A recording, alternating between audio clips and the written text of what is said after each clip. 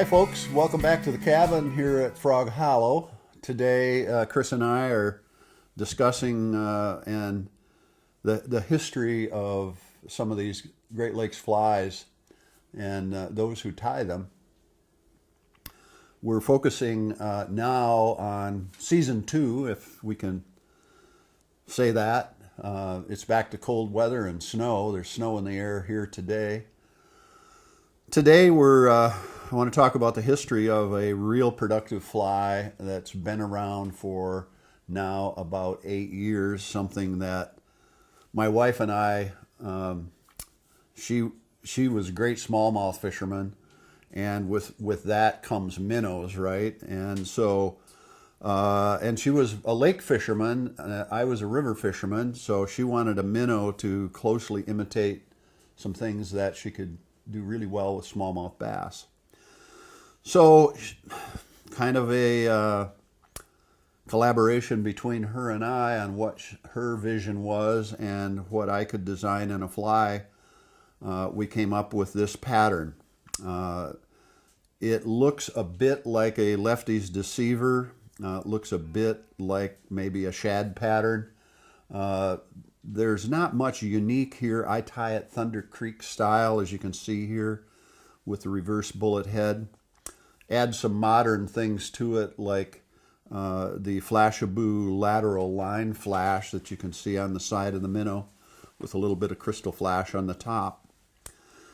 The term RB comes from a group of gals that fish together here and still do. Started back around the year 2000, and they called themselves the River Bitches. And so when we came to design this fly and finally ended up on a solid pattern, we just call it the RB Special. So the RB Special we tie in 3 or 4 colors. Olive is the number 1, probably white is the number 2 color, chartreuse number 3. Just a fabulous, easy tie, a quick tie, and has all the attributes that you need in a swimming minnow pattern. So let's tie the RB Special, a very simple fly. The hook we're using is a Kona, K-O-N-A. I'm going to show you the package.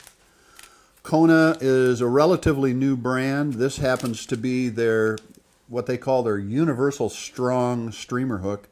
You can see it's a very heavy wired hook, which I love on this fly because there is no weight in this fly other than we use a sink tip to take the fly to whatever depth level we like to fish. So let's start the fly. This fly is all done in the first third of the fly. So 2/3 of the hook shank is virtually bare. So let's dress the hook up front. Dressing, of course, means laying down a pad of thread so your materials stick to the hook a little better. And that's what we're doing here. The next thing we're going to add is this red gill that you see right here. This is red chenille. 3 wraps of red chenille. It helps the material flare around this bump of chenille. So this is red crystal chenille, medium. And we're going to do several wraps. I usually do 3. I do 2 with then 1 with right on top, kind of like building a pyramid, because I do want a fairly high ball so that the materials flare around it. So that is our Gill Flash Flare Bump. Now this is tied Thunder Creek style, and what that means is Thunder Creek is where the materials are tied in forward, then we fold them over backwards. You can see it here on this pattern, and I'm going to show you how to do that. We're going to start with the underbelly. We're going to use some white fish hair. We'll pull out, whatever that looks to you as, half half a pencil size, I guess. And we're going to tie this in reverse, remember, so we're going to tie that in that way. So just lay that right across the throat. This is going to be the belly of the fly. Usually fish bellies are white or silver. This one we're going to say is white. I use it on all the RBs. So we're going to lash that down, and this is tied right up close to the eye of the fly because this is going to get folded back like that. So there's the belly. Now we're going to tie in the streamer wing or the body of the fly, and that's going to be olive bucktail. So I'm going to take a olive bucktail, pretty good sized chunk of this, probably about the size of a pencil. About like so. And we want to leave these long because this is a fairly long fly. So we're going to tie those in. I'm going to trim just a little bit of that off. Sometimes bucktail right at the cutout point, these are pretty large diameter, and in doing so, it means it has a lot of air cells in it. So when you pull down on it, it flares. Well, that's all good if you're tying a bass bug, but we're not. We're tying a streamer, and we don't want it to flare quite that aggressively. So again, I button it right up against that gill tie-in bump, and then I'm going to come with my thread right up at the eye of the fly. I'm going to go around it a couple times, and I'm going to tighten that. Now it flared, but it didn't flare like, like deer body hair.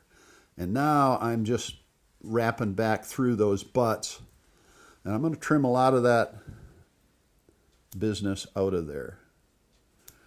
And I'm going to make sure that the preponderance of this is right on top of the hook. So we've got a clear separation now between top and bottom.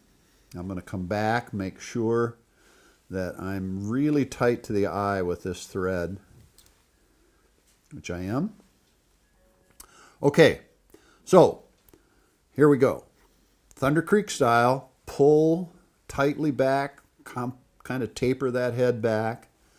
We've got the thread back right at the flare bump or the gill bump, and I'm just going to go around it once like that, twice, and I'm going to see where I'm at.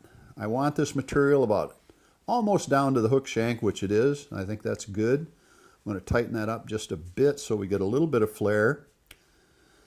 Now I'm going to take the fish hair, do the same thing. This is the belly of the fly. And now we're just going to spread that a little bit so we get a nice, kind of cover our tracks across the belly of the fly. Now, this we want to cut on a taper just right there, because this is just the belly of the fly. So we're going to snip that out. That comes back and stays inside the bend of the hook. Just like that. So we are now ready to add our lateral line. Lateral line, this is a Flashabou product, and it's called Lateral Scale, and it's pretty cool stuff. It was originally designed, excuse my cough, for saltwater fly patterns. I started incorporating it into this RB Special, and I just like the way it looks. So there's one side. I'll show you. Let me get the camera on the other side of the bug here so you can see it. And this is going to lay right at the lateral line of where the fish would be. Fish's lateral line would be, I should say. A couple wraps around it. I like to fold this back, wrap over it so it locks it in, and just snip it out. So that's the lateral line going across there. Now we're going to add some olive crystal flash, a few sprigs.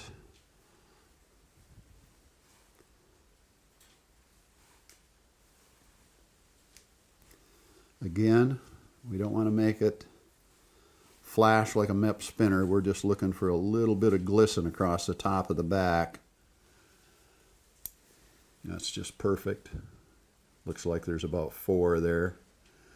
Just stretch that out so it goes all the way across the top of the minnow. Lay that on top.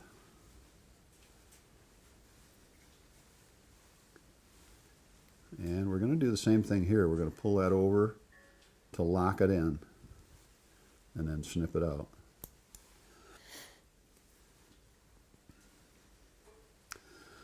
That fly is done with the exception of course, the eyes.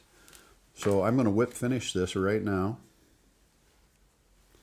These flies are finished in a turner, a rotating gizmo that I can put, a dozen flies in, and it slowly rotates at about 3 or 4 RPMs per minute. We put the eyes on, and then I use this, it's called Liquid Fusion, which I like. You can also use the Instant Cure with the Cure Light. That works very good. This dries clear and hard. It's easy to use. You don't need the light to do it, but you do need a rotating device. The eyes here, do what you want with eyes, but this is the fish skull living eyes. I like the Fire Tiger, which makes a real good. It comes, I don't know, what is there, a couple dozen here on a card. I just pick one off. It's got a little bit of adhesive on the back side of it so that you can lay it on your fly, push it down with your thumb where you want it, and it's enough to stick so that when you are adding your fly fusion, the eyes don't slide around all over the place. So we put one on each side, of course. I'll grab another one here and do the opposite side. So they stick to the end of a bodkin really nice. Just get it positioned, slide your bodkin out. So I've got both eyes positioned where I want them here. So I'm going to take this Liquid Fusion, and this is pretty easy to use. You'll see it come out of the end of the applicator here, and I'm just putting it right over the eye. That's my telephone in the background. Probably my agent,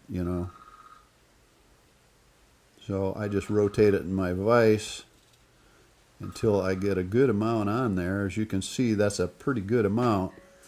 And I'm just going to self-rotate that a little bit just to make sure I got everything covered, which I do. I'm going to pop it out and put it in this rotator. And this is a pretty cool little device. See how it drips? And now it's just going to roll right around and they come out perfect every time. If you're using epoxy, like 5-minute epoxy or long set epoxy, this thing is an absolute must. Simple fly. You can tie this in a lot of colors if you want. I've taken a lot of them to salt water on bigger hooks, some tarpon hooks. It's a great tarpon fly. The guides love it. It's simple. It looks like a bunch of bait fish, and it's just a fabulous pattern. Trout, smallmouth, anything that eats minnows will eat this fly. It couldn't be simpler, and it couldn't be more effective. Just my kind of fly. The RB Special.